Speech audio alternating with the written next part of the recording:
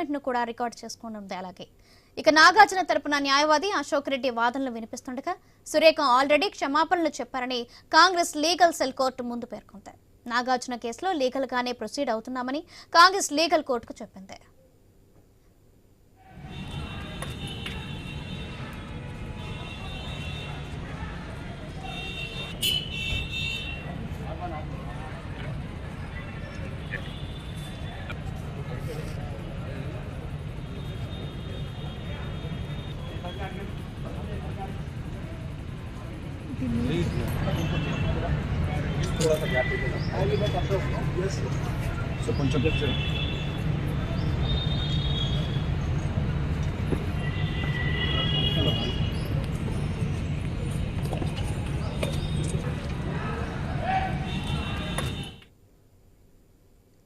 Nagarjuna petition పై నాంపల్లి కోర్టులో విచారణ మొదలైంది. దీంతో హీరో నాగార్జున స్టేట్మెంట్ ఇవ్వడానికి నాంపల్లి కోర్టుకు హాజరయ్యారు. ఆయనతో పాటు అమల, నాగచైతన్యలు ఉన్నారు.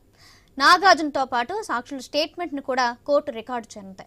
ఇక నాగార్జున తరపున న్యాయవాది అశోక్ రెడ్డి వాదనలు వినిపిస్తుండగా సురేఖ ఆల్రెడీ క్షమాపణలు చెప్పారని కాంగ్రెస్ లీగల్ సెల్ కోర్టు ముందు పేర్కొంది. నాగార్జున కేసులో లీగల్ గానే ప్రొసీడ్ అవుతున్నామని కాంగ్రెస్ లీగల్ కోర్టుకు చెప్పింది. ఈ విషయానికి సంబంధించి మరింత సమాచారం మా ప్రతినిధి లహరి అందిస్తారు. లహరి, ప్రస్తుతం అయితే నాగార్జున అలాగే తన కుటుంబ సభ్యులతో నాంపల్లి కోర్టుకు అయితే హాజరవ్వడం జరిగింది. ఇటు నాగార్జున స్టేట్మెంట్ ఇవ్వడానికి కూడా నాంపల్లి కోర్టుకు హాజరవ్వడం కూడా మనం ప్రెసెంట్ గా చూసుకోవచ్చు. అయితే ప్రస్తుతం మనం చూసుకోవచ్చు చాలా రోజుల నుంచి కూడా మంత్రి కొండా సురేఖ తన కుటుంబంపై అమర్యాద పూర్వకంగా మాట్లాడారు, అనుచిత వ్యాఖ్యలు చేశారని చెప్పేసి దీనిపైన కోర్టును ఆశ్రయించడం జరిగింది. అయితే ప్రజెంట్ అయితే నాగార్జున వాంగ్మూలం అయితే మొదలైందని చెప్పుకోవచ్చు. దీనికోసం కూడా పిటిషన్ ఫైల్ చేశారని కూడా నాగార్జునను కోర్టు ప్రశ్నించడం జరిగింది. మంత్రి కొండా సురేఖ తన కుటుంబంపై అమర్యాదగా పూర్వకంగా కూడా వ్యాఖ్యలు చేసింది, దీనివల్ల మా కుటుంబ పరువు మర్యాదలకు భంగం వాటిల్లని కూడా కోర్టుకు స్టేట్మెంట్ ఇవ్వడం జరిగింది. సో మంత్రి నా కొడుకు నాగ చైతన్య అలాగే సమంత విడాకులపై కూడా అనుచిత వ్యాఖ్యలు చేశారు, అందుకే నేను ఇక్కడ దాకా రావాల్సి వచ్చింది, నేరుగా తన స్టేట్మెంట్ కూడా ఇస్తున్నటువంటి పరిస్థితి అయితే చూసుకోవచ్చు. నాగార్జున కూడా స్టేట్మెంట్ ఇవ్వడం జరిగింది. స్టేట్మెంట్ లో కూడా ఈ విధంగా అయితే మనకి చెప్పడం జరిగింది. ఎందుకంటే సినిమా రంగం ద్వారా మా కుటుంబానికి మంచి పేరు ప్రతిష్టలు ఉన్నాయి, ఎప్పటి నుంచో కూడా మా పైన ఎవరు కూడా అమర్యాదగా దూషితంగా మాట్లాడలేదు, ఇలా మాట్లాడడం కూడా పరువు నష్టం వేయడం జరిగింది. అలాగే దేశవ్యాప్తంగా కూడా మా కుటుంబం పట్ల ప్రజలు ఆధారాభిమానులు కూడా ఉన్నాయి, జాతీయ స్థాయిలో కూడా అనేక అవార్డులు కూడా మాకు వచ్చాయి. సినిమా రంగంతో పాటు కూడా ఇటు సామాజిక సేవ కార్యక్రమాలు కూడా మేము చేస్తూనే ఉంటాము. మా కొడుకు కోడలు అలా విడాకుల విషయంలో ఇటు మాజీ మంత్రి కేటీఆర్ వలన అంటూ మంత్రి కొండా సురేఖ అసభ్యంగా మాట్లాడడం జరిగింది.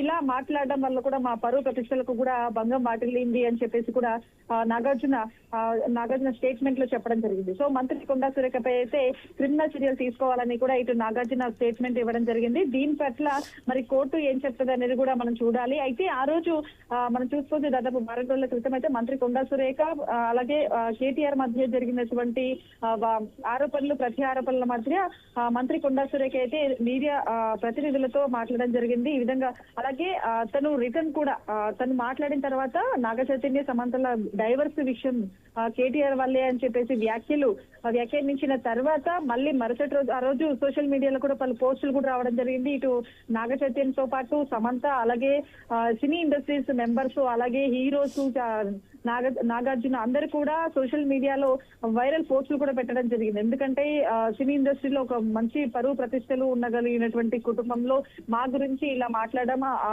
అసభ్యకరమైన మాటలు, అలాగే సమంత కూడా రియాక్ట్ అవ్వడం జరిగింది. రాజకీయ పరంగా నేను చాలా దూరంగా ఉంటాను, మమ్మల్ని ఎందుకు ఇన్వాల్వ్ చేస్తారని చెప్పేసి కూడా వాళ్ళు కూడా మాట్లాడడం జరిగింది. కానీ ఆ తర్వాత కూడా మంత్రి కొండా సురేఖ దానికి రిటర్న్ ఆన్సర్ కూడా ఇవ్వడం జరిగింది. ఎందుకంటే ఆల్రెడీ క్షమాపణలు కూడా చెప్పడం జరిగింది. ఎందుకంటే నేను ఆ సిచ్యువేషన్ లో అలా మాట్లాడాల్సి వచ్చింది, కానీ అది రైట్ ఆన్సర్, అలా జరిగింది కాబట్టి నేను అలా మాట్లాడాల్సి వచ్చింది ఆయన చెప్పేసి క్షమాపణలు కూడా చెప్పారని చెప్పేసి ఇటు ఆ రోజు పోస్ట్ లో కూడా చెప్పడం జరిగింది. కానీ ఇప్పటికే మంత్రి కొండా సురేఖ ఆల్రెడీ క్షమాపణలు చెప్పారని చెప్పేసి ఇటు కాంగ్రెస్ లీగల్ సెల్ కోర్టు ముందు కూడా పేర్కొనడం జరిగింది. అయితే నాగార్జున కేసులో లీగల్ గానే ప్రొసీడ్ అవుతున్నామని చెప్పేసి ఇటు కాంగ్రెస్ లీగల్ కోర్టు కూడా చెప్పడం జరిగింది. సో మొత్తం మీద అయితే ఇటు కేటీఆర్ అలాగే మంత్రి కొండా సురేఖ మధ్య ప్రతి ఆరోపణల మధ్యలో నాగార్జున ఫ్యామిలీని లాగడం అనేది ఇది వాళ్ళ పరువు నష్టం కింద తీసుకోవాల్సి వచ్చింది కాబట్టి మేము కోర్టును ఆశ్రయించడం జరిగిందని ఇటు కోర్టులో కూడా నాగార్జున